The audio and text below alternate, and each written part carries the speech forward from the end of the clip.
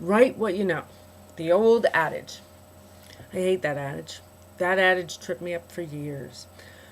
There's truth to it, and there's also some fallacy. I think what they're trying to tell you is know what you write, not write what you know.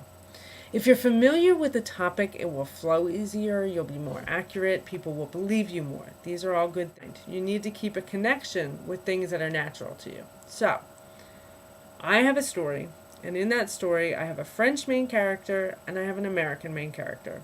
All right? The American main character is a girl, and she's young, and she's more or less my age when I started the story. The French character is an older male. All right? And believe it or not, the harder character to write was the younger girl. What bothered me with this story was we have this international, and they're involved in fashion. So hence, they're involved in fashion. The young girl is the supermodel, and the French guy is a fashion designer. Big shock, right? Okay, so where's the story take place? Originally, I set it in Germany. A French guy, American girl. Of course, they're going to be in Paris. Problem was, despite several visits to Paris, spending 3 weeks straight in Paris, I just couldn't get it right. It just. So I moved it to New York because we live here in Pennsylvania. I thought, okay, cool, I can do New York. Just as bad as Paris. It just did not work. So what I ended up doing was I gave the character, he's working on a weekend retreat for his wife in the Lehigh Valley on the Delaware River, and they use it to escape Manhattan. And so therefore I have work scenes that happen in Manhattan, and the inside of an office is the inside of an office, and we've all been to Manhattan enough that you can talk about the traffic and things that go on without really having to get that feel of I live here, and he's from Paris, so he's kind of disjointed anyway. So even though he lives there, he doesn't really live there, and he doesn't really belong. So it's okay if his New York is touristy because he's only been there for a couple of years and he's still not feeling it. He doesn't like it, so that works. There's scenes, complete scenes and sections in Pennsylvania.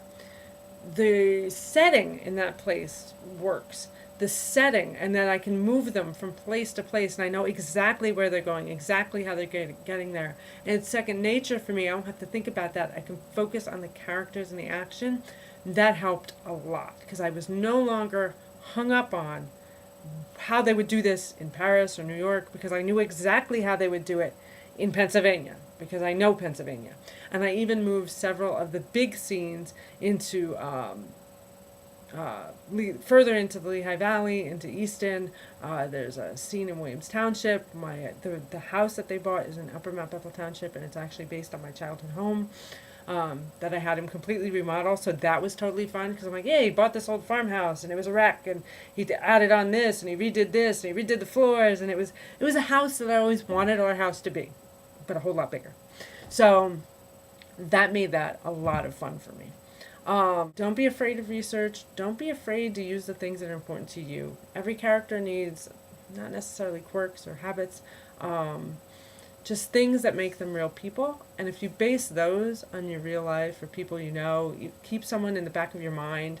When I got stuck with that 25-year-old girl character, what I would do is I think of my best friend at the time and how she would approach a situation because she's a very loud personality. She's a very big personality, and she would approach something much more head on than I would. So thinking of how she would do it, I'd often use what I thought were her words coming out of this girl's mouth when I get stuck. So the important thing is when you get stuck, have those, because there's something in every character that either is someone we know or something we like or someone we want to be. So if we try to label those things and remember them on purpose so we can go forward, it makes the writing a little easier.